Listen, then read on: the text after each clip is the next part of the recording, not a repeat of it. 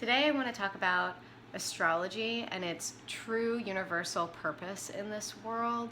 So there's a lot of misinformation about astrology out there that may have come from ways that it was misused, or maybe ways that it was popularized and put into the mainstream knowledge before it could really evolve into the full use of it that we see, but it had to come to a place of acceptance first.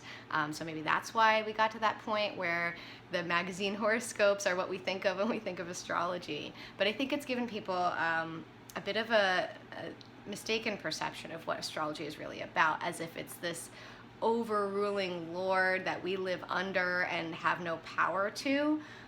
It's really quite the opposite.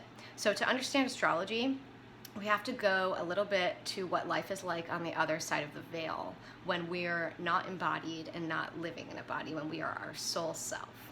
So between every life, we go to the astral plane, or whatever place you want to call it, the other world, the veil. We go to a place where it's pretty much ether energy, and there we, from a soul perspective, review a lot of stuff, we learn a lot of stuff, we see what were the high points, the low points, the lessons, all that was gained from this last life, the things that have been overturned and transmuted. We do a lot of reviewing, and we decide through that process what we want to bring into the next life. What do we want to further emphasize? What do we want to try from a different angle, because maybe we didn't quite get it when we planned it this way. But the whole idea is we make a plan for our life, and it's along a certain line of themes, and we decide certain things we're going to learn. And we do this with a ton of universal guidance and a ton of higher master type energy, and we ourselves are in our completely unimpeded soul form. We can see all and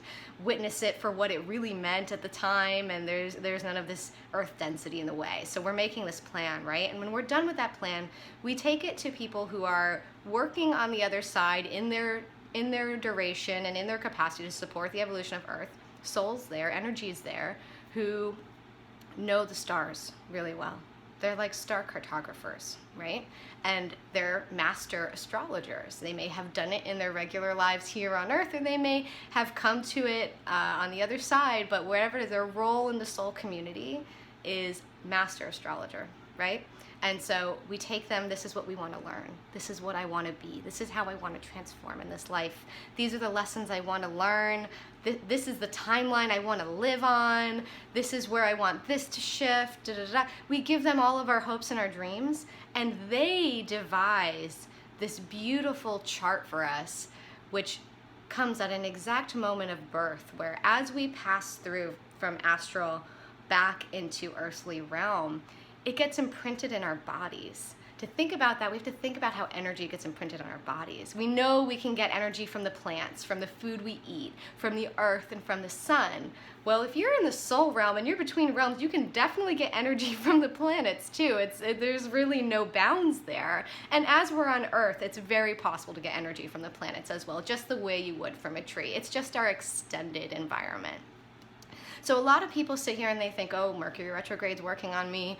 Oh, this aspect of my chart, my Saturn return, what have you, it's all coming down on me. But the perspective shift here is that we chose this. We set up the plan, and we went to the planets and we said, can you lend us your energy so you can help us?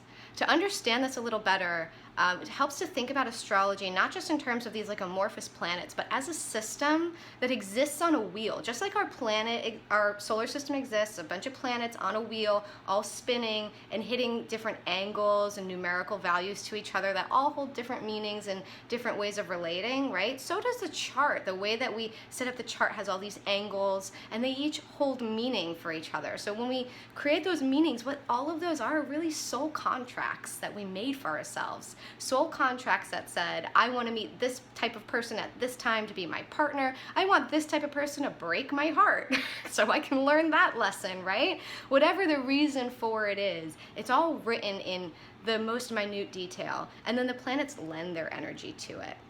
So a natal chart is really like the moment where we are born into energies that we chose to be this kind of person. And every time a natal chart clicks into a place that we get an aspect that causes us growth and transformation, it's something that we actually asked for.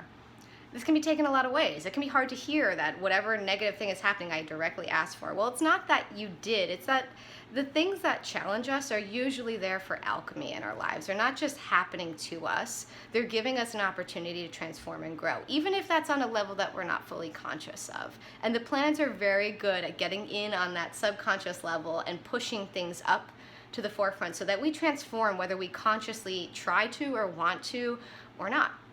And so when we look at astrology now from that standpoint, where we were once a soul on the other side, and we got this golden, beautifully written soul chart from these masters that held all of our hopes and dreams for this life, and through these tensions and these challenges and these smoother times where we can just download from the planets, all of that, we create the life that we wanted.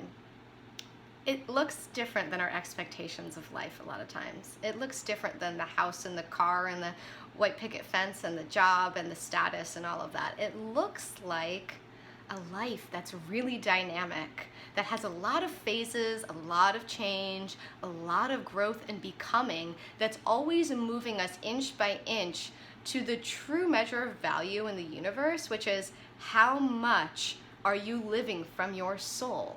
That's what the universe wants, because when you're living from your soul, you're living from that plan that you set up with all of that infinite genius at your fingertips, right?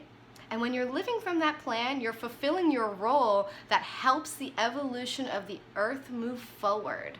So while living under astrology is really tough, being under astrology is also a miracle. And it's a miracle that we chose to enter into an embodied form. It's not something that's happening to us. It's not frivolous. Just because you're some type of sign doesn't mean you're destined to be a certain way. Your entire chart is a blend of, oh my God, infinite combinations of energies. I think I did the math, and it's something like 6 or 7 million different combinations without going beyond just the 12 houses. So when you start to add in aspects and things like that, it just gets exponential, right? So as vast as the universe is you, as vast as the universe is the world from which you chose these threads to act upon your life, to create this beautiful dance we're going through.